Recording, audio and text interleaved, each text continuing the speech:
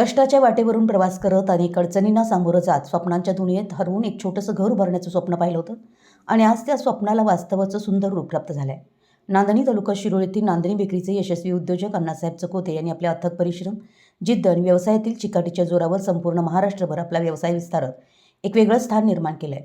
त्यांच्या या यशस्वी प्रवासाचा आनंददायी टप्पा म्हणून त्यांच्या नूतन वास्तूचा भव्य गृहप्रवेश सोहळा नांदणी जयसिंगपूर रोड येथे मोठ्या उत्साहात व मंगलमय वातावरणात पार पडला. या सोहळ्याला अनेक मान्यवरांची उपस्थिती लावून चकोते कुटुंबियांच्या आनंदात भर घातली. कोल्हापूरचे खासदार श्रीमंत छत्रपती शाहू महाराज यांनी विशेष उपस्थिती राहून अण्णासाहेब चकोते यांचं कौतुक केलं. तसेच शिरोळ तालुक्याचे नेते दत्त सहकारी साखर कारखान्याचे संचालक व गोकुळ दूध संघाचे माजी संचालक अनिल कुमार यादव यांच्यासह यड्राव गावचे श्रीमंत सत्यजित नाईक निंबाळकर यांनीही उपस्थित राहून अण्णासाहेब चकोते व त्यांच्या पत्नी यांना शुभेच्छा दिल्या. कार्यक्रमाचं वातावरण अत्यंत उत्साही, आनंददायी आणि मंगलमय होतं.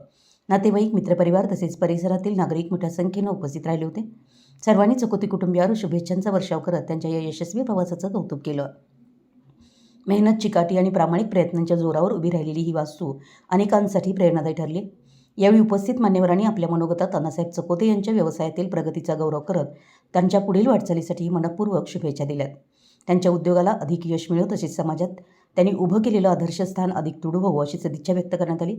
नूतन वास्तू ही अण्णासाहेब चकोते यांच्या कष्टाचं, जिद्दीचं आणि स्वप्नपूर्तीचं जिवंत प्रतीक ठरली असून हा भव्य गृहप्रवेश सोहळा याच्या उपस्थितांच्या कायम स्मरणात राहणारा ठरला. मराठी एस न्यूजसाठी शिरोळहून दिलीप कोळी.